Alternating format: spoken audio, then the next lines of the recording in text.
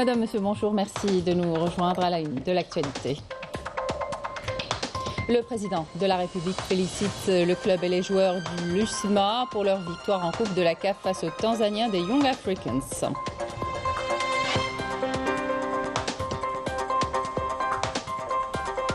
On reviendra en images sur ce sacre historique tant mérité de l'USM Alger à l'emblématique enceinte du 5 juillet.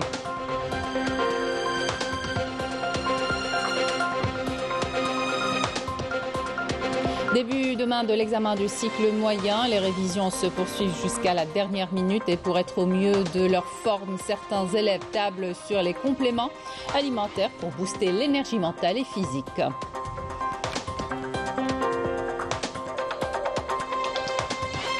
On vous présentera à la fin du journal cet habit intemporel qui a pu résister à la modernité, le burnous, un costume traditionnel précieusement hérité de nos aïeux.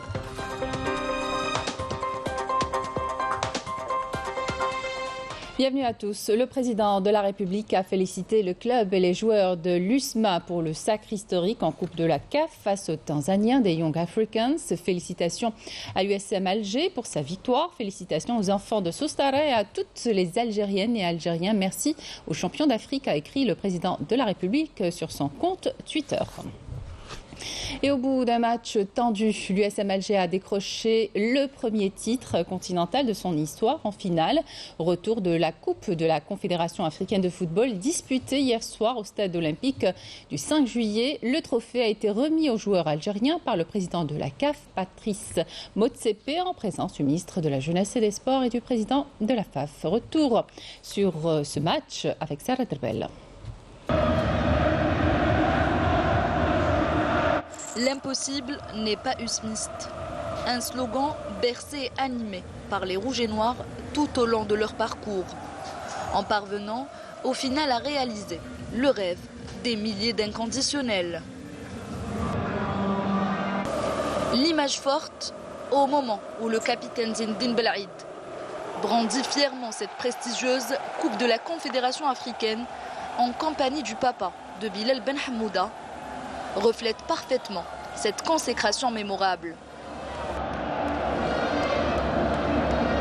Un samedi historique, l'USM Alger vient d'inscrire son nom en lettres d'or dans l'histoire du football algérien et africain en remportant ce premier titre continental.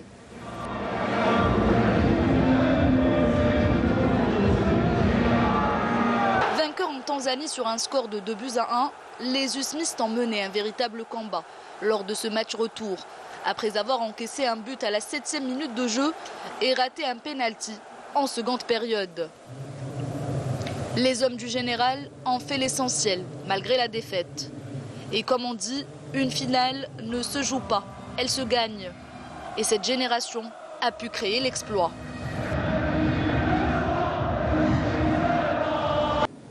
من عهد وفى وربي سخرنا باش نكونوا شامبيون اللي ما ندارش عندنا دوبوي دي زاني. C'est grâce à Dieu qu'on est aujourd'hui champion d'Afrique. C'est un rêve qu'on a réalisé en à peine 6 mois. Le grand mérite revient au public usmiste qui était à la hauteur des attentes et qui nous a soutenus tout au long de cette compétition. C'est grâce à eux que nous avons remporté aujourd'hui ce prestigieux trophée. Nous avons combattu aujourd'hui malgré un but encaissé trop tôt.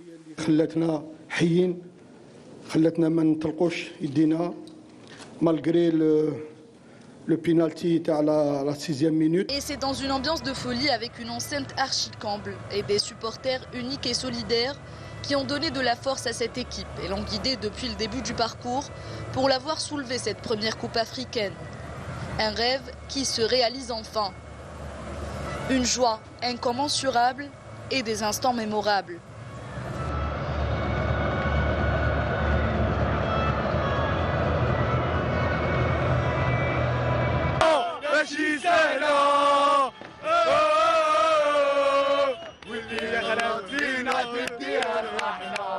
التتويج هذا انا سنيته كنت 50 سنه ملي كنت صغير انا نستنى وقتاش نفرح بهذا النهار اليوم والحمد لله تحققت الحلم تاعي تحقق.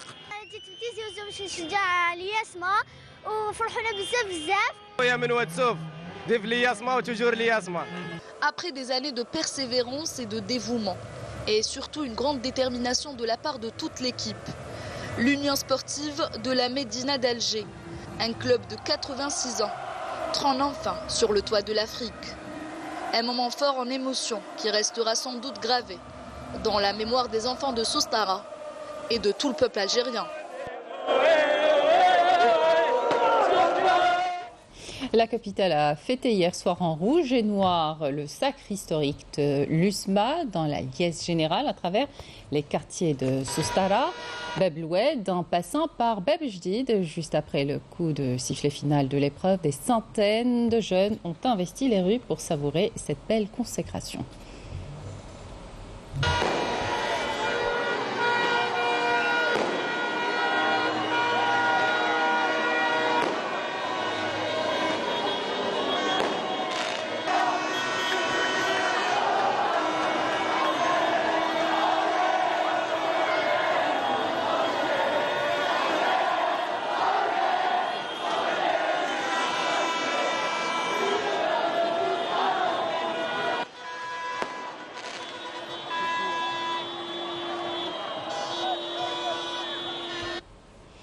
Dans le reste de l'actualité, le ministre de l'Énergie, Edemin Mohamed Arkab, est à Vienne, en Autriche. Il participe aujourd'hui aux travaux de la 49e réunion du comité ministériel conjoint de suivi de 35e réunion ministérielle OPEP et non-OPEP. Lors de ces réunions, les ministres en charge du pétrole discuteront de la situation actuelle du marché pétrolier international et de ses perspectives d'évolution à court terme. Il a pris hier part aux travaux de la 186e réunion de la conférence ministérielle de l'Organisation des pays exportateurs de pétrole consacrée à l'examen de questions d'intérêt commun entre les membres de l'organisation.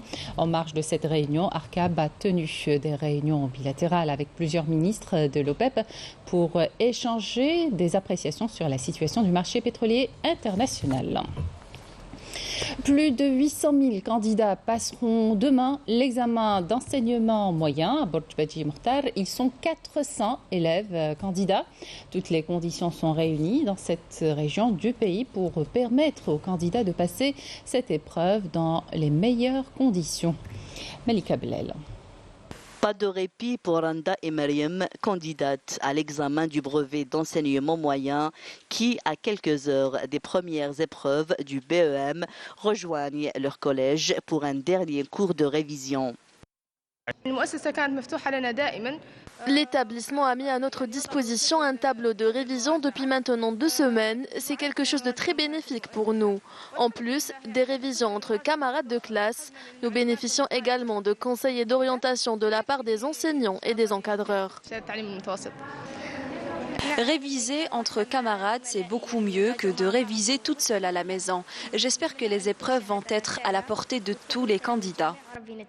Un dispositif rigoureux est mis en place, notamment en ce qui concerne la préparation des classes pour les 400 candidats que compte la wilaya de Borj Baji Mukhtar.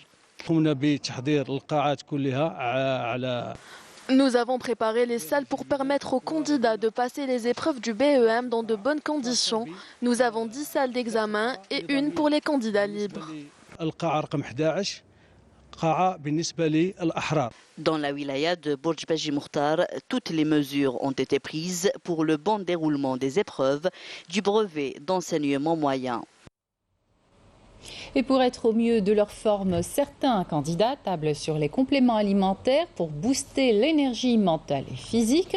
Mais est-ce que l'efficacité de ces substituts nutritionnels est garantie? Élément de réponse dans ce reportage de Majda Jahmoun. Durant la période des examens, de plus en plus d'étudiants ont recours aux compléments alimentaires pour stimuler leur mémoire et leur concentration. Ils espèrent que ces sources concentrées de nutriments leur permettent de combler les carences qui peuvent être induites par un déficit en sommeil dû à un programme de révision chargé. Pour certains, les résultats semblent probants. Pour la période à l'examen, j'ai pris les compléments alimentaires pour la mémoire. c'est bonne idée. Mais ce n'est pas le cas de tout le monde. J'ai déjà pris les compléments alimentaires, mais n'ont pas aucun effet sur ma mémoire et même ma santé. Donc, je préfère l'alimentation équilibrée et saine. J'ai déjà essayé les compléments alimentaires, mais je crois que ça n'a pas marché sur moi. Ça n'a pas donné d'effet sur le champ. Du coup, je pense que c'est un gaspillage d'argent. Certains élèves voudraient bien essayer ces compléments alimentaires qui leur promettent une mémoire sans faille. Mais ils sont confrontés au refus catégorique de leurs parents qui y voient un danger pour la santé de leurs enfants. Je n'en ai jamais acheté à mes enfants, pour mes enfants, et puis je suis contre. J'ai jamais acheté les compléments alimentaires ni pour mes enfants, ni pour mes petits-enfants. Jamais.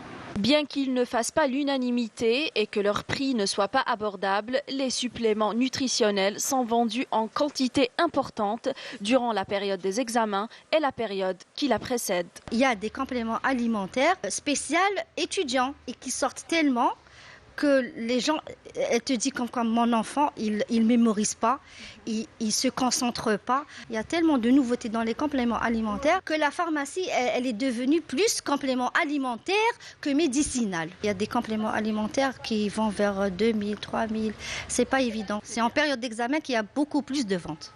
Et en moyenne, vous vendez combien 20, 30 par jour. Même si ce ne sont pas des médicaments, les compléments alimentaires ne doivent pas être pris sans l'avis d'un professionnel de la santé. Pour le complément alimentaire, oui, si c'est nécessaire, le prescrire, le conseiller, mais à condition d'avoir toujours un avis d'un professionnel de la santé. On doit leur expliquer la composition du complément alimentaire, la posologie et la fréquence. Certains titres sont alléchants. Quand on voit booster la mémoire, tout le monde est tenté. Mais malheureusement, ça ne se passe pas comme ça. Il est préférable d'opter pour une alimentation saine et équilibrée pour booster naturellement la mémoire. Les glucides, par exemple, approvisionnent le cerveau régulièrement en sucre. Il faut donc privilégier ce qu'on trouve dans les produits céréaliers et non les sucres d'absorption rapide comme les confiseries. Une alimentation bien équilibrée peut facilement remplacer le complément alimentaire. Il faudrait une hygiène de vie au quotidien, mais qui doit être vraiment filtrée juste avant l'examen et au moment des examens. Il faudrait déjà, à côté de cette alimentation saine, comme par exemple les céréales, les sucres d'absorption lente qu'il faudrait consommer la veille d'un examen, éviter tout ce qui est préparation industrielle, éviter tout ce qui est fast food, junk food, etc. Pour ne pas recourir aux compléments alimentaires, il faut réviser régulièrement, manger sainement et bien s'hydrater, car l'eau est un excellent conducteur énergétique. Il faut surtout bien dormir, car rien ne peut remplacer une bonne nuit de sommeil. Départ du premier groupe de pèlerins du sud-est du pays vers les lieux saints de l'islam. La cérémonie de départ de ce premier groupe de Hadji s'est déroulée en présence des autorités de la wilaya. Sachez que 13 vols sont programmés par la compagnie nationale Air Algérie depuis cet aéroport. Rina Lerari. C'est le premier contingent de pèlerins des wilayas du sud-est du pays. Ils sont 300 pèlerins s'envoler de l'aéroport de Ouergla vers les lieux saints de l'islam en Arabie Saoudite pour accomplir les rites du Hajj. Un moment empreint d'une profonde émotion. Ma joie est tellement immense que je ne pourrais exprimer ce que je ressens. Dieu merci et qu'Allah préserve tous les Algériens et les musulmans. C'est un sentiment indescriptible. Je suis très contente. Inch'Allah, on pourra accomplir tous les rites du Hajj.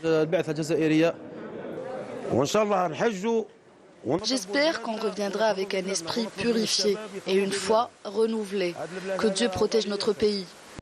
Des facilitations ont été mises en place par les autorités locales au profit des pèlerins, en plus de la mobilisation de volontaires du Croissant Rouge algérien et d'associations caritatives, afin d'assurer un bon départ à ce premier groupe et dans de bonnes conditions. Tous nos partenaires sont présents ici. 12 vols sont programmés depuis l'aéroport de Ouergla pour transporter quelques 3800 pèlerins des wilayas du sud-est du pays en direction de Médine, Mecca et Jeddah. Nous sommes là pour prendre en charge les pèlerins et leur faciliter l'accomplissement des procédures pour qu'ils puissent embarquer sans aucun souci. Nous commençons l'embarquement avec les personnes malades et à mobilité réduite et nous les prenons en charge tout au long du vol. Les vols de départ des pèlerins seront effectués jusqu'au 16 du mois courant avec une moyenne de 290 passagers par vol vers Médine et Jeddah, alors que les vols du retour sont prévus vers l'aéroport de Ouargla durant la période allant du 7 au 22 juillet prochain.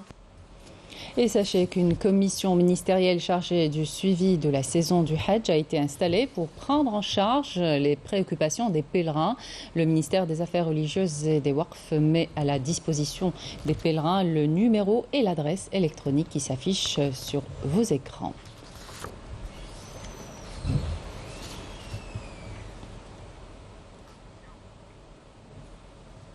Les éléments de la protection civile sont intervenus dans la soirée d'hier à Skikda, affectés par la montée du niveau des eaux de pluie suite aux intempéries qui ont touché la wilaya. Des opérations d'évacuation des eaux accumulées dans les maisons dans les deux communes de Ain Bouzienne et dans différents quartiers de la ville, mais aussi à Al-Harouch, ont été effectuées. Par ailleurs, 30 familles ont été évacuées dans la commune de Salah Bouchour, en plus du sauvetage de 40 personnes prises en otage dans leur véhicule par les eaux d'un oued qui a dévié de sa trajectoire dans la commune de Sidi Mezrich.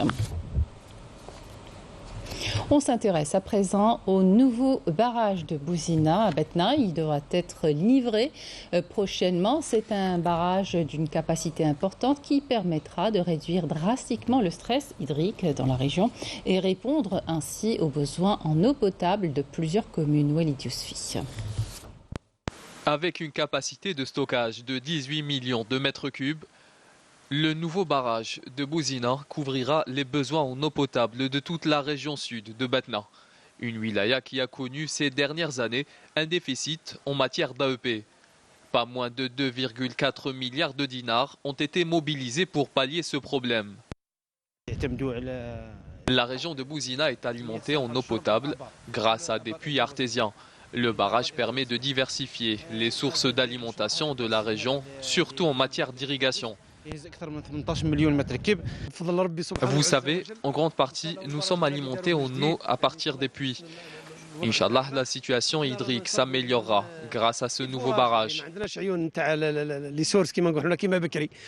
Ce barrage permettra également d'irriguer les terres agricoles de la région. C'est un très bon projet qui permettra de réduire le stress hydrique à Batna. Ce barrage d'une capacité de 18 millions de mètres cubes est un plus pour la wilaya de Batna. Il permettra de prendre en charge aussi bien les habitants que les agriculteurs de la région. Tous les travaux ont été finalisés. Il ne reste plus que le raccordement au réseau électrique.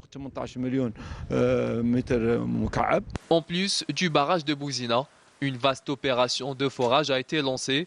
Des puits artésiens seront installés un peu partout dans la région, de quoi réduire considérablement le stress hydrique de la wilaya de Batna. À Djidjel, un dispositif de surveillance a été mis en œuvre par la direction de la protection civile en préparation à la saison estivale. Plus de 500 surveillants de baignade sont actuellement en session de formation. Yamina Saïdi. L'été approche à grands pas, avec son lot de milliers de vacanciers déferlant sur les plages et des centaines de noyades enregistrées chaque année. La direction de la protection civile de Djidjel a lancé une session de formation de maîtres nageurs et de nageurs sauveteurs qui auront pour principale mission veiller à la sécurité des baigneurs. Cette formation pratique nous permet d'apprendre les gestes de premier secours. C'est une bonne chose. Nous savons maintenant comment aider toute personne en cas d'accident, que ce soit en mer ou ailleurs. Les cours de secourisme sont 100% pratiques. Nous avons appris à secourir les baigneurs, une situation à laquelle nous sommes toujours confrontés en été. J'espère que nous serons à la hauteur de notre mission. Nous avons lancé cette session de formation au profit des jeunes de la région. Ils recevront toutes les explications nécessaires, notamment en ce qui concerne les techniques d'intervention rapide au niveau des plages. Au programme de cette session de formation, des exercices 100% pratiques sont dispensés aux stagiaires pour tester leur réactivité sur le terrain en matière d'intervention rapide, de sauvetage et de secourisme. Nous leur avons expliqué toutes les techniques de secourisme en mer ainsi que les positions d'attente.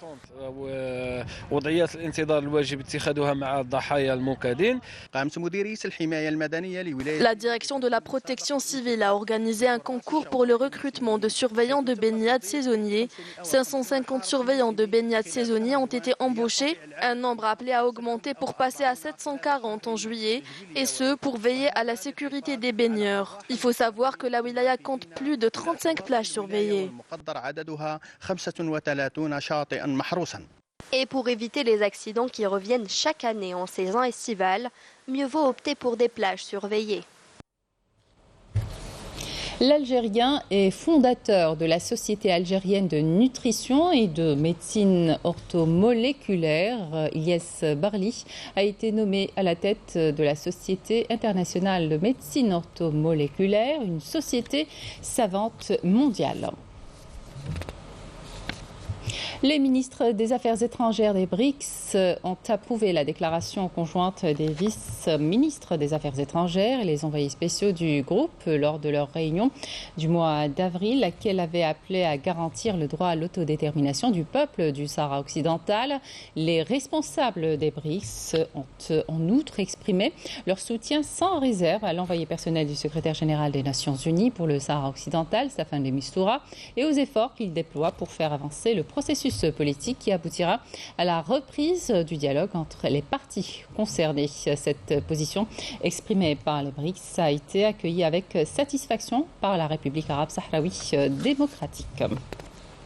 La Colombie et la Bolivie accréditent des ambassadeurs de la race de l'ambassadeur sahraoui en charge de l'Amérique latine et des Caraïbes considèrent cette action comme un renforcement du statut de la République sahraoui au niveau de l'Amérique latine et contrecarre les tentatives marocaines de discréditer le peuple sahraoui et son droit légitime à la liberté et l'autodétermination. Par ailleurs, les forces d'occupation marocaines ont interdit hier à 2 avocates espagnoles l'entrée dans la ville d'Ayoun occupée et les ont contraints à retourner à Las Palmas.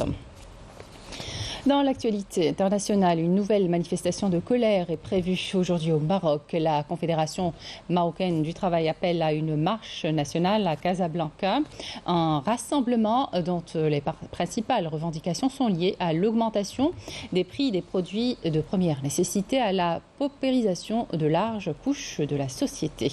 Amel Borba. La Confédération marocaine du travail monte au créneau pour dénoncer la situation socio-économique désastreuse qui prévaut au Maroc. Un appel a été lancé pour une marche nationale ce dimanche à Casablanca. À nouveau, les Marocains comptent ainsi investir la rue pour condamner le laxisme et le mutisme du régime du Marzen, mais aussi une flambée des prix scandaleuse qui touche de plein fouet les produits de base. Mais si la cherté de la vie, la détérioration du pouvoir d'achat et la paupérisation de larges couches de la société sont pointées du doigt, la normalisation avec l'entité sioniste et la politique du gouvernement portant atteinte aux droits et libertés continuent de susciter l'indignation des Marocains déterminés à aller au bout de leur combat. Plusieurs syndicats et partis politiques ont annoncé leur adhésion à l'appel de la Confédération marocaine du travail, à l'image de l'Alliance de la Fédération de gauche qui a annoncé sa participation à cette marche nationale. Dans un communiqué rendu public, elle a dénoncé la cherté de la vie et le non-respect des engagements en matière de revalorisation des salaires et de réduction de l'IRG pour les salariés. Ce syndicat qui appelle à cesser les campagnes de répression qui ont restreint les libertés et les droits de l'homme exige l'amélioration des conditions de vie et dénonce la politique de normalisation avec l'entité sioniste. Même son de cloche du côté du Parti de la Voie démocratique travailliste qui s'insurge contre la politique du Marzen qui a entraîné une dégradation des conditions de vie, en particulier des couches vulnérables. Ce parti accuse le gouvernement à ne pas avoir respecté ses engagements en matière de protection du pouvoir d'achat des couches défavorisées et de respect des libertés individuelles et collectives. L'appel à la marche de ce dimanche a également trouvé un écho favorable auprès de plusieurs autres syndicats et associations, à l'instar du syndicat national des aéroports, le syndicat national de l'information et des journaux, celui des agents d'hygiène et de sécurité ou encore le syndicat national des métiers du tourisme. Autant dire que le Marzen fait face à une contestation sociale de plus en plus grandissante, d'autant plus que les événements prennent une tournure gravissime à cause de la politique de normalisation avec l'entité sioniste qui impose désormais une même mise sur le Maroc. Palestine et ce rapport du Bureau de la coordination des affaires humanitaires des Nations Unies dans les territoires occupés qui affirme qu'entre le 1er janvier et le 29 mai, les forces sionistes ont assassiné 112 Palestiniens en Cisjordanie, compris Al-Quds Est. Parmi les victimes, 5 ont été assassinés par des colons. Un total de 4296 Palestiniens ont été blessés et 575 maisons palestiniennes ont été démolies. Quant aux attaques des colons, le rapport fait état de 409 attaques contre des Palestiniens et leurs biens, dont 304 ont causé des dégâts matériels et 105 blessés. Et à propos de la catastrophe ferroviaire en Inde, les opérations de recherche et sauvetage des victimes se sont achevées hier au lendemain de la collision entre 3 trains qui a fait au moins 288 morts et 900 blessés. L'une des pires catastrophes ferroviaires de l'histoire du pays. Un bilan qui pourrait atteindre les 380 morts. Le Premier ministre indien a affirmé qu'aucun responsable de l'accident ne sera épargné. On vous présente pour terminer cet habit intemporel qui a pu résister à la modernité, le bornouz, un costume traditionnel que nous avons précieusement hérité de nos aïeux. Amal Seridir est partie au village d'Eth Hurra à Tizi Ouzou à la rencontre de ces femmes qui confectionnent cet héritage culturel jalousement sauvegardé. Regardez.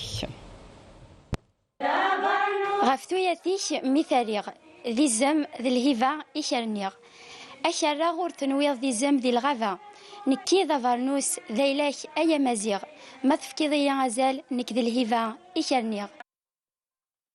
Symbole de paix, de pureté et d'identité, Avarnous Nathhora constitue la fierté de toute la région. La confection de cet habit traditionnel occupe une place très importante chez les femmes qui continuent de le confectionner de manière artisanale. Un savoir-faire précieusement sauvegardé et transmis aux jeunes de la région.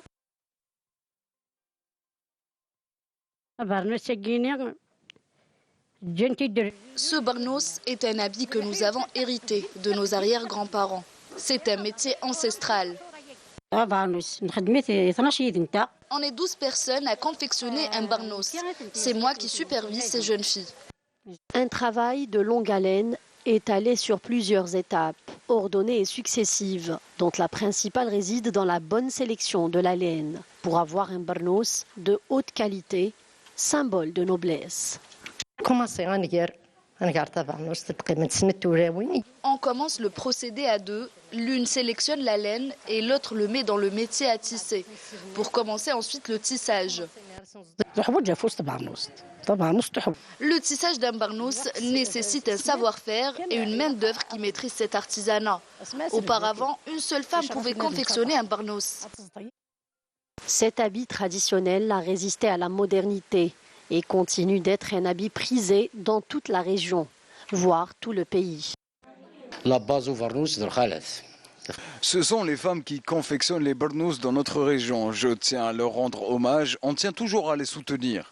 جنيدي مزورة ذاك الروج وين يكسفن يروي دوسطا نشاش فلدي في الجاهن ذو شفيح نصورة يشو ضاضي وذا في اليوان. Avarnous Nathhora, un patrimoine culturel jalousement préservé par les femmes de la région, qui tentent de transmettre ce métier aux générations montantes et promouvoir ce produit artisanal propre au village d'Ethhora. Et c'est la fin de cette édition. Merci de votre attention. Tout de suite, les prévisions météo avec Amel Laribi. Excellente suite de programme sur Canal Algérie.